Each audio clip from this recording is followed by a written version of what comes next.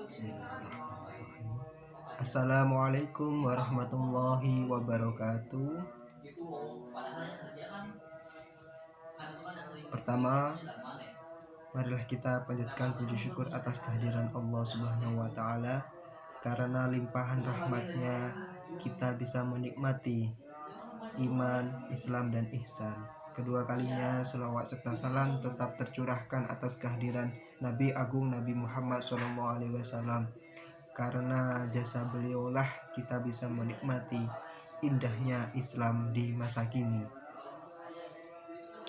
Kepada yang terhormat Bapak Miftahul Hakim, Magister Pendidikan selaku dosen pengampu mata kuliah Ilmu Alamiah Dasar.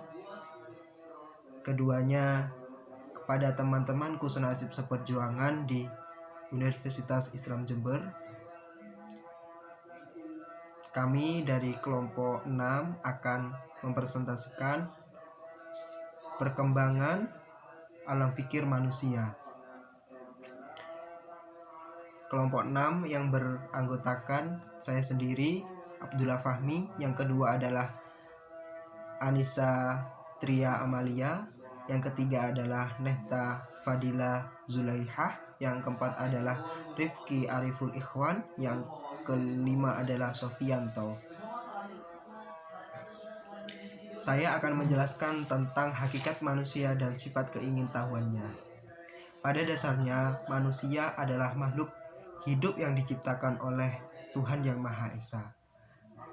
Adalah makhluk yang paling sempurna dalam persaingan di hidup ini di muka bumi ini. Meskipun mempunyai keterbatasan fisik seperti kekuatan, kekuran,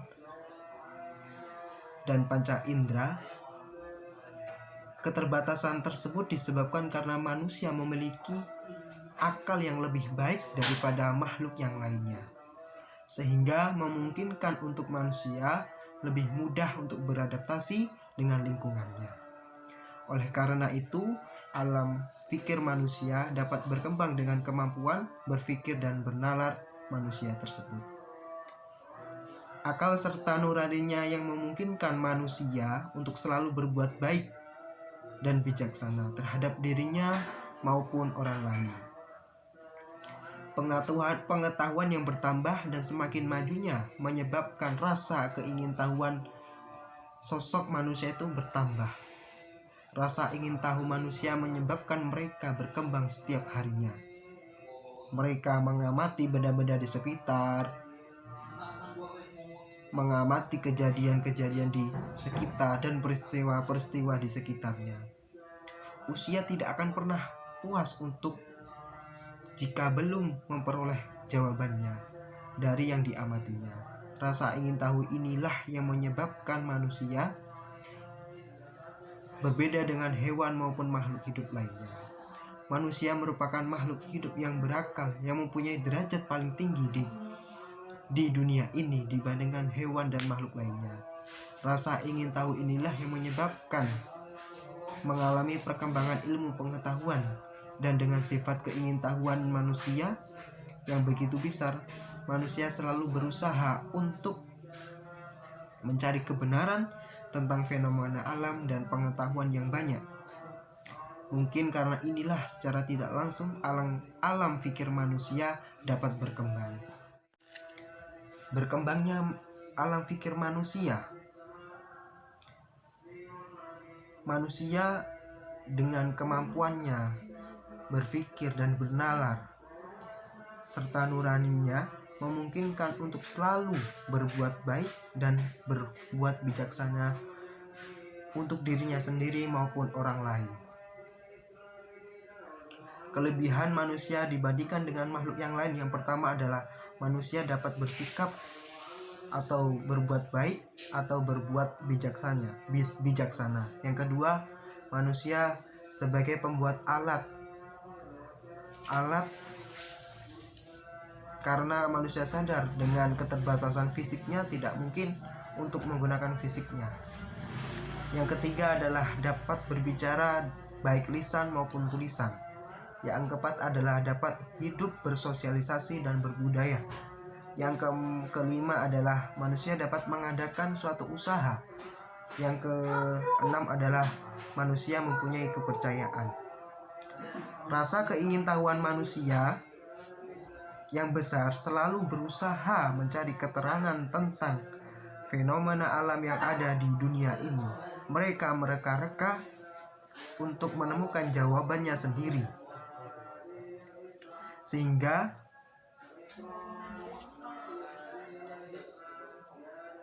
mereka akan menemukan suatu penemuan, yaitu yang disebut dengan ilmu semu. Yang pertama adalah sumber dari pengetahuan yang dijadikan pedoman oleh manusia. Yang pertama adalah mitos. Mitos adalah pengetahuan yang diperoleh melalui pengalaman dan pemikiran sederhana serta dikaitkan dengan kepercayaan akan adanya. Yang kedua adalah wahyu. Wahyu adalah suatu pedoman yang diberikan dari Tuhan, seperti misalnya perintah yang diperintahkan kepada Rasul dan Nabinya. Yang ketiga adalah otoritas dan tradisi, yaitu kebudayaan setempat. Melalui adat istiadat, maka sumber informasi bisa dijadikan. Yang keempat adalah prasangka, yaitu suatu proses membuahkan pengetahuan atau proses mental dalam mengembangkan pikiran dari beberapa fakta.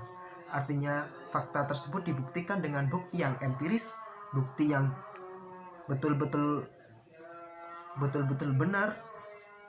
Yang kelima adalah intuisi, yaitu penalaran tanpa melalui rasional dan intelektual.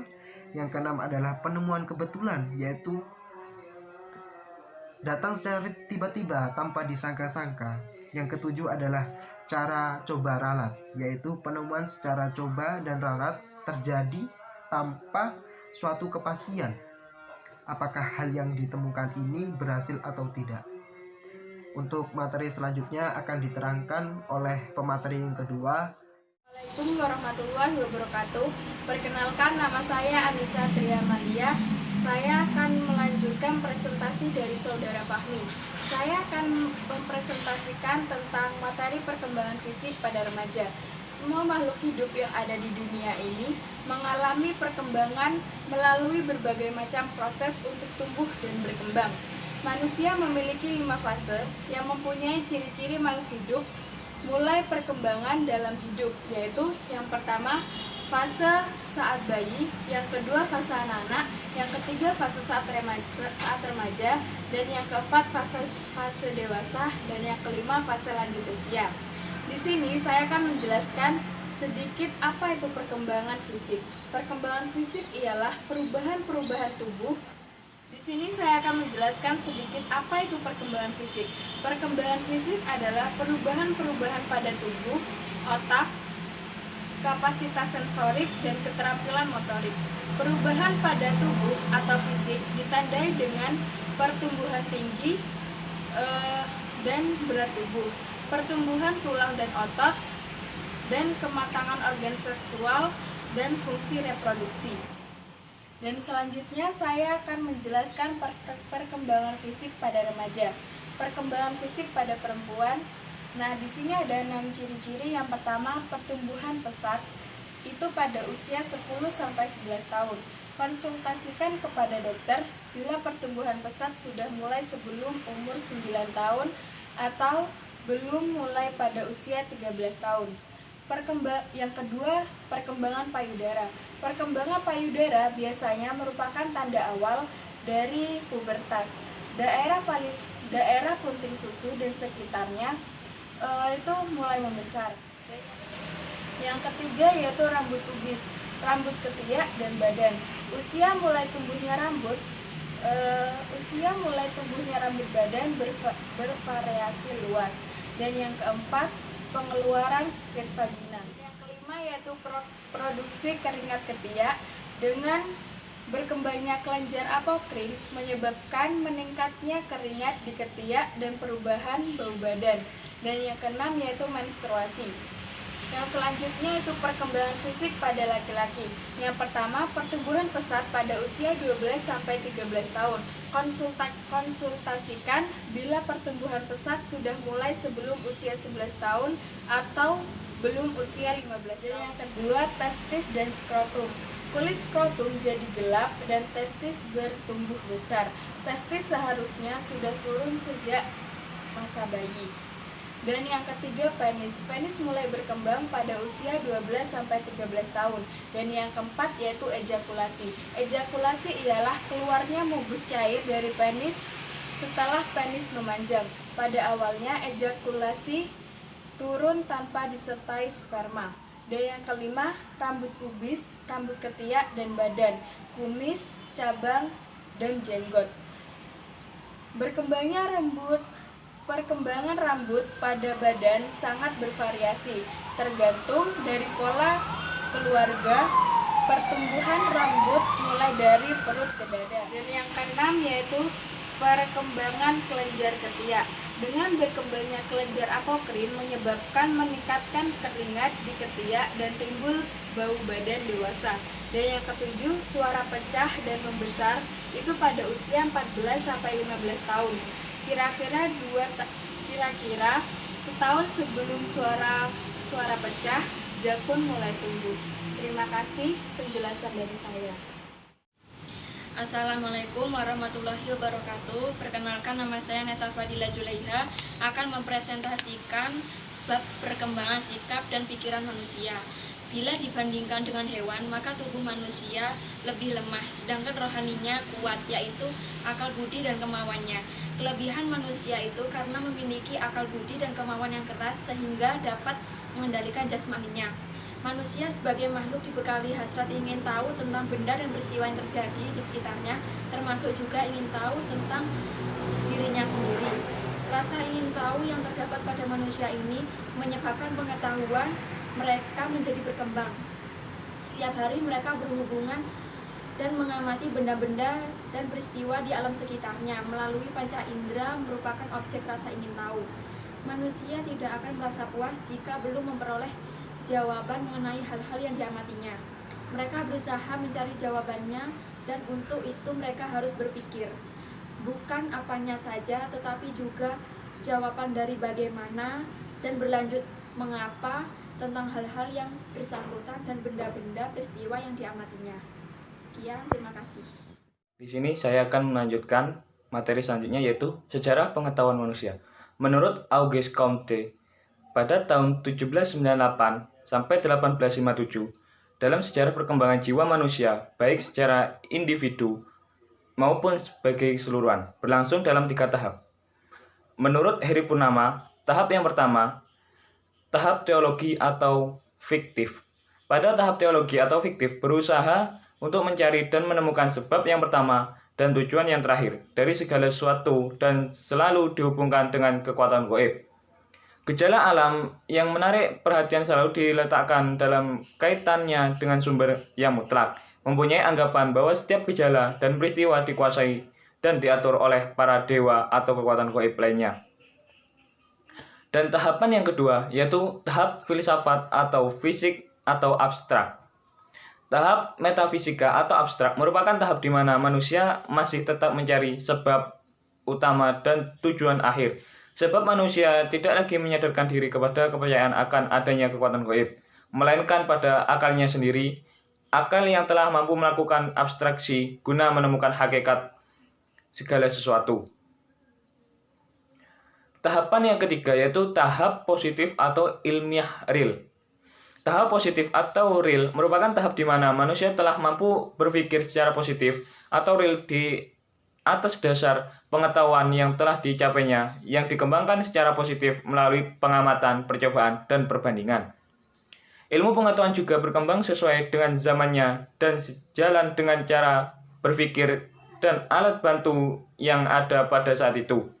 Segala contoh adalah pada zaman Babilonia dan Yunani karena keterbatasan alat indera manusia sebagai alat bantu utama.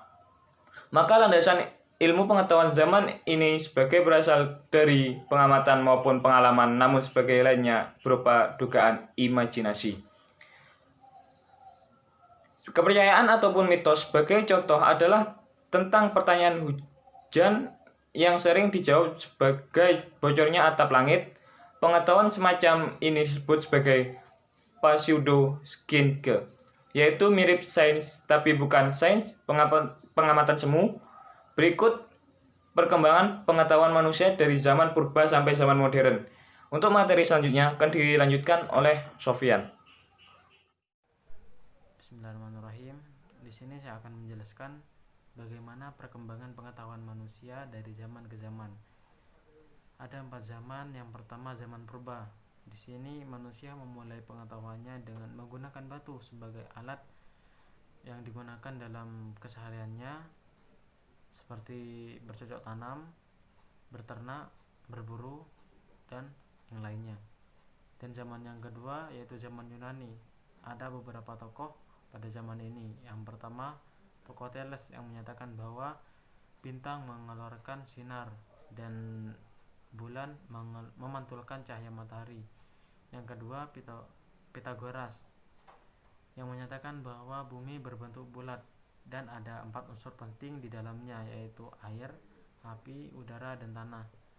Yang ketiga yaitu Socrates, tokoh penganut paham logika dan pemula penyelidikan manusia. Dan tokoh yang keempat yaitu Aristoteles yang menyatakan silogisme, bahwa satu pikiran yang terdiri dari 3 premis. Yang ketiga yaitu zaman pertengahan. Pada zaman ini manusia mengembangkan pengetahuannya dengan berbagai macam cara ataupun metode yang dilakukan dengan beberapa eksperimen yang dilakukan dalam bidang kedokteran, farmasi, astronomi, biologi, dan kimia. Dan zaman yang keempat yaitu zaman modern. Pada zaman modern ini banyak sekali penemuan yang mengubah pola pikir manusia, yaitu bagaimana dalam kesehariannya dimudahkan dalam melakukan segala aktivitasnya, yaitu dengan adanya alat yang berupa salah satunya mesin. Tokoh di sini yaitu Copernicus yang didukung oleh Galileo. Hal ini dianggap sebagai titik awal ilmu pengetahuan modern dan menjadi atau membuka cara pikir yang lebih maju. Sekian presentasi dari kelompok kami, yaitu kelompok 6. Apabila ada salah kata dari awal ataupun akhir, kami mohon maaf yang sebesar-besarnya. Wallahul muwaffiq ila aqwamit thoriq. Wassalamualaikum warahmatullahi wabarakatuh.